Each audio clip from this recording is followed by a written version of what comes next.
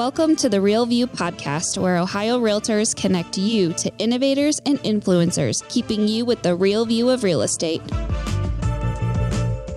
Whether you're a broker, agent, first-time homebuyer, industry leader, or just happen to stumble upon our podcast today, you can expect to hear tips, tools, tricks, interesting information, and so much more from the experts in Ohio's real estate game. Hello, everyone. Welcome back to another episode of Ohio Policy Talks. I'm your host, Anastasia, and I'm co-hosted today by my colleague, Veronica Cardello from our public policy team. Hey, Veronica. Thanks, Anastasia. Today, we will be diving into the role that chambers of commerce play in supporting housing and economic growth in our state. Chambers of commerce play a unique role bringing people together around shared community goals. As Ohio communities work to address workforce needs, housing challenges, and economic competitiveness, chambers are increasingly finding themselves at the center of those conversations. That's why today we are super excited to be joined by Brenda Linert. Brenda is the Director of Community Impact at the Youngstown Warren Regional Chamber, and she's going to share her experience bringing partners together around community needs. Brenda, thank you so much for joining us today, and welcome to the show. Thank you. I am so happy to be here. I appreciate you guys inviting me. We're so excited to have you, Brenda. To start, can you tell our listeners a little bit about yourself, your organization, and the work you do in the community? Yeah, sure. So like Anastasia said, I am the Director of Community Impact. It's a relatively new position at the Chamber.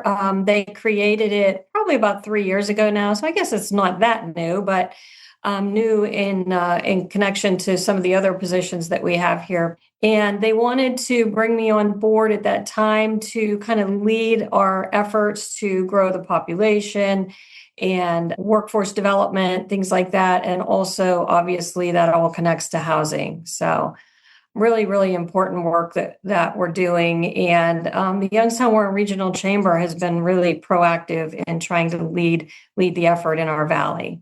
Yeah, that's awesome. And chambers do a lot more than people might realize, right? When people hear Chamber of Commerce, they often think of networking events or ribbon cuttings, things like that. So what is kind of the broader role that chambers play in supporting economic and community development?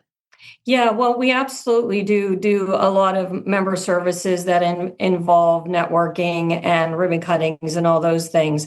But more than that, we are trying to be, a driver of economic development, advocacy, any kind of business services that will promote growth for our businesses and members in the Valley.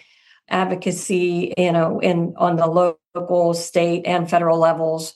We have a government affairs division that really works hard to keep track of different legislation that's pending and moving through the process. And we discuss it and research it and, decide what is most beneficial to help our businesses and our members. So your work focuses heavily on growing the local population and workforce. What are businesses and employers telling you about their workforce needs?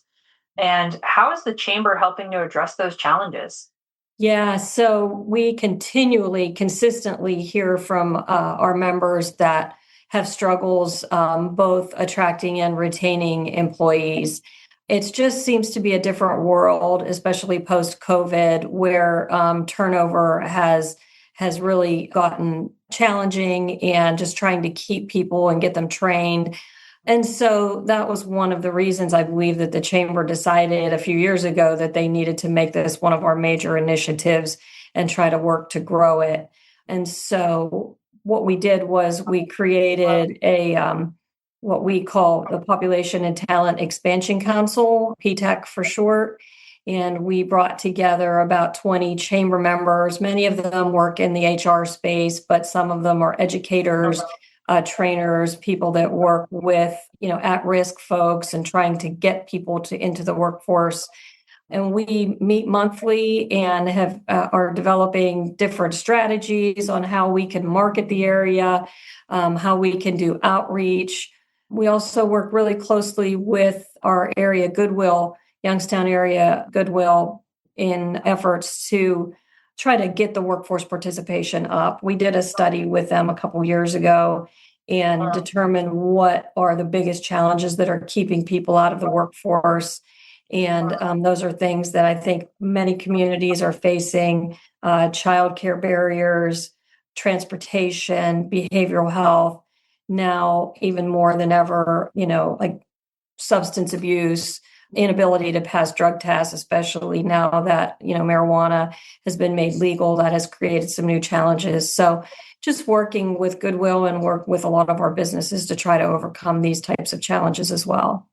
Yeah, there is truly so much to consider when it comes to people staying and thriving in a region. So good on you guys for creating what is it called? The We call it PTAC. PTAC.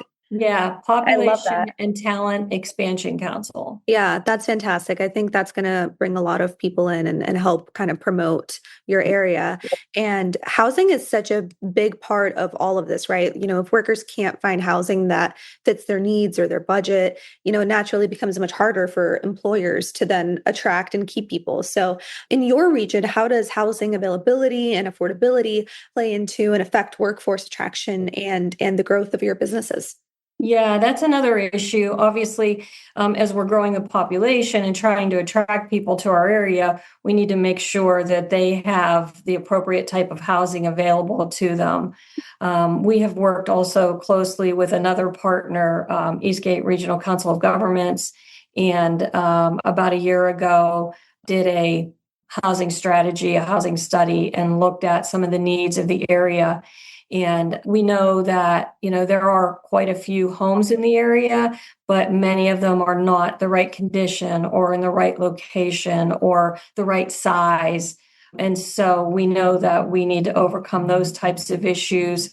And additionally, we know that we've seen it where people maybe coming to work here, they get hired by local businesses and they want to work here, whether it's entry level all the way up to like supervisors and even C-suite type folks that move into the area. And they end up not being able to find what they want. And so they end up living outside our market and commuting in to go to work. And I mean, that's great. We're getting them as part of the workforce, but we really want them to be a part of our community. We want them to live here. We want them to spend their dollars here. We want them to invest here. And we find that businesses want them to also be engaged in the community and living here. So it's just an ongoing challenge to try to figure out ways to to grow the supply, and especially the type of, like I said, different levels of housing that we really need in all aspects. Mm-hmm. This is something that we're seeing all across the state when it comes to availability and affordability. So I appreciate you explaining as to like what Youngstown is experiencing in this role. But Brenda, can you talk to us and share with us a little bit about how the chamber is bringing those leaders together and what local governments, realtors, and other community organizations can do to really help address those housing challenges? Yeah, so I mentioned that we created the PTAC Council. We also, around the same time, launched a housing council, a similar concept, only this is businesses and chamber members that are working in the housing space. So we have realtors, of course. Youngstown Columbiana Association of Realtors is represented on the council, builders, developers, suppliers, lenders, basically anybody that works in this space. And that group also meets monthly. And several of the members of the council are also chamber board members. So the information is being communicated to our board. And, as we're trying to figure out ways that we can meet these challenges, bills that legislative pieces of legislation that we might want to advocate for, again, whether it's federal or state, working really closely with our legislators to try to figure out ways to overcome these types of challenges.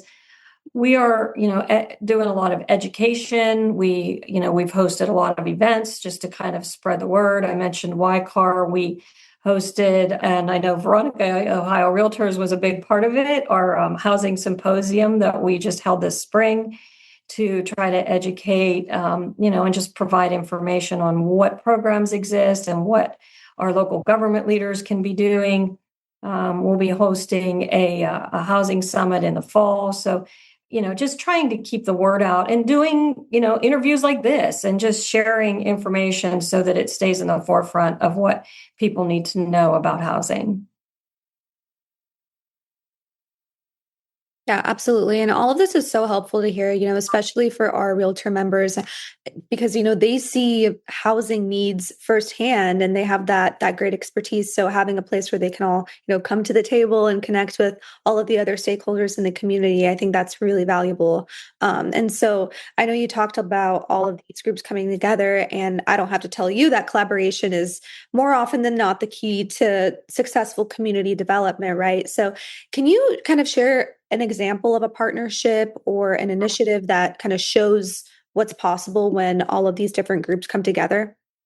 I think that as far as partnerships, I mean, just in general, the conversations that we have had with different, with, like I said, builders and developers, we have worked really closely with different builders and trying to help them overcome challenges that they're seeing with a lack of infrastructure, for example. If we're talking about trying to build in greenfield areas, I know there are a lot of builders in our area that really would love to expand into those areas, but there is no, there may not be any water or sanitary sewer lines in those areas. And it's just a really expensive effort to try to figure out how we can get the water and sewer lines there. So we work with Eastgate Regional Council of Governments, and we work with our local leaders to try to figure out ways to fund this, and just trying to educating people on what opportunities and what programs exist out there, like TIFs, for example, a tax increment financing effort, which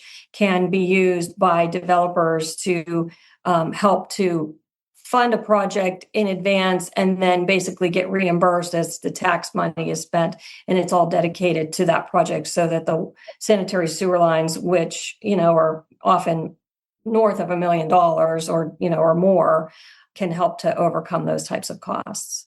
Yeah, I hear what you're saying about the education piece because, I'm on our State House advocacy team, and we have seen a lot of programs being created to help with development. And there's just so many of them that I'm not sure that everyone is aware of all of these programs. So getting the word out on this is key because, if a tree falls in the woods and no one hears it, did it fall? We gotta have people knowing about these programs. So I love what you guys are doing and about, spreading awareness. Yeah, and just a little more on that. We are the Housing Council has created a subcommittee that currently is working on trying to develop a housing toolkit. And I know that there are others. I think the Ohio Realtors has one, obviously, and there's a lot of other communities that have done something like this. We are kind of building off of some of the information that we got from the Ohio Realtors toolkit and trying to develop it so that it's a little more localized. We're in the process of doing that right now. It explains, a lot of the state programs. A lot of them are outlined, for instance, by like the Ohio Housing Finance, the OFA group, OFA department. And in addition to statewide programs, also looking at any local programs, also looking at local lending programs. We have, chamber members. A lot of them are financial institutions that have really great mortgage programs, especially for first-time buyers. So we want to include those types of programs in this book that will be updated, obviously, from time to time so it stays current. But we're working on it now and hopefully are going to be able to release it later this year, sometime this fall, so that that's available for builders, for developers, for local government leaders, and of course for buyers. That's awesome. That's really amazing, Brenda. And listen, if you need help with any of that, we are always more than happy to help you and try and see how we can get this rolled out faster. I appreciate that. Yeah, I might take you up on that. Not a problem. So looking ahead, what kind of trends do you think will have the biggest impact on economic development and community growth in the next 5 to 10 years? I know we've talked about a lot, but we've been really focused on how we can make what that biggest impact may be and how we can help. I think that the trends really are going to be moving along in the same direction. We have so many new businesses that are coming into the area.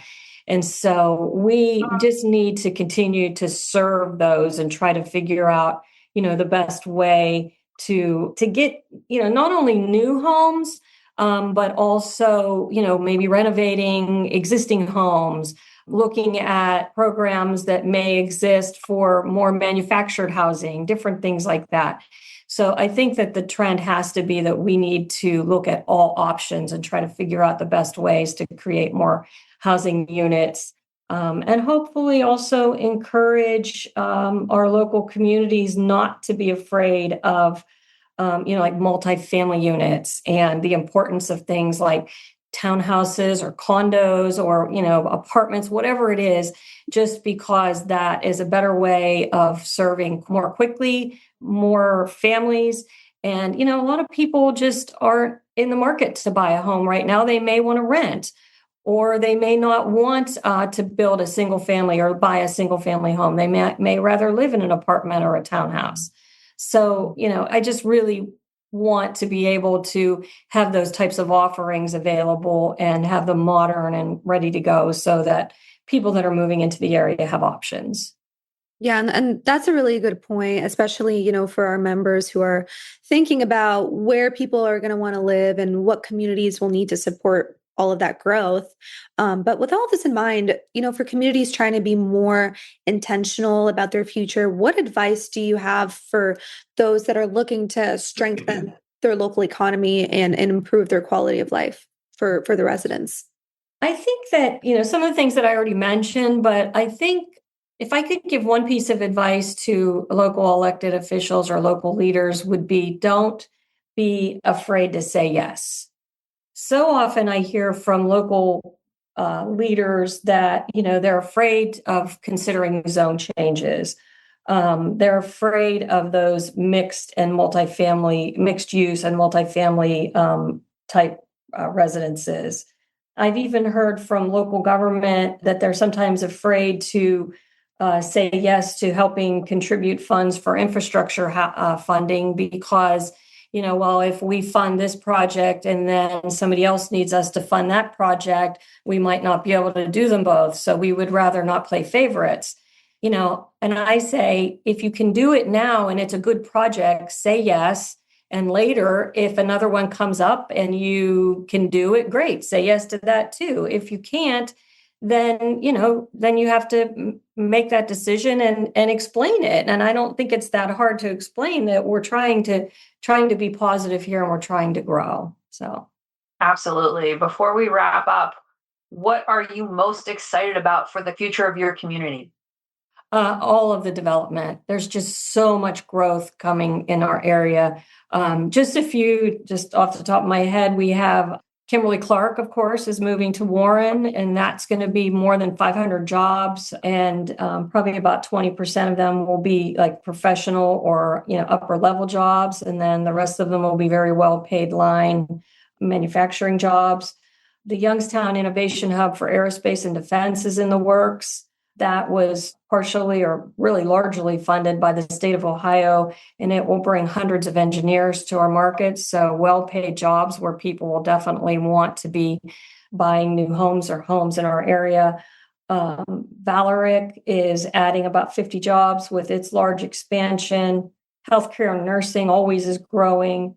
All of our area is extremely affordable, and it's just a great place to live and work and call home. And we just really are excited about where we're going and the trends that we're seeing that are really looking towards a bright future here. Brenda, we just can't thank you enough for joining us and sharing all your insights. Like, this is a phenomenal start to the year, or middle of the year, if you will. We appreciate all the work that you and your organization is doing to strengthen the communities and support economic growth across all of Ohio. You truly are a trendsetter. Thank you. I appreciate that. We're really trying to get in ahead of things as much as we can, and just be proactive about our chamber leadership guy, our CEO, has a phenomenal vision always. And he tries to get ahead of things. So, like I said, he was the one that really saw the need for this population and talent initiative. And obviously it goes hand in hand with the housing initiative. So we're really excited about where we're going and the opportunities that it's bringing. Well, thanks, Brenda. Yeah, it sounds like you guys have a lot of good energy and toolkits and projects and all of that in the works in the Valley. I'm so excited to see how that all takes shape. So thank you so much for being on our podcast. Oh, absolutely. Thank you. Again, thanks. Thank you very much for thinking of me and for inviting me. And I'm sure that I will be following up with you, Veronica, about some of the other issues to see where we can work together more. Absolutely, ma'am. I'm so excited about it. Okay, great. Thank you. Love to hear it. And to our listeners, thank you for tuning in to this episode of Ohio Policy Talks. I'll be sure to put any helpful info in our show notes, and we'll see you next time. Thank you for listening to The Real View. That wraps up today's episode. You can keep up with the latest on the podcast at ohiorealtors.org/therealview and on Apple or Google Podcasts, Spotify, or wherever you listen. Have questions, comments, or suggestions? We want to hear from you. Email us at podcast@ohiorealtors.org. We'll see you next time.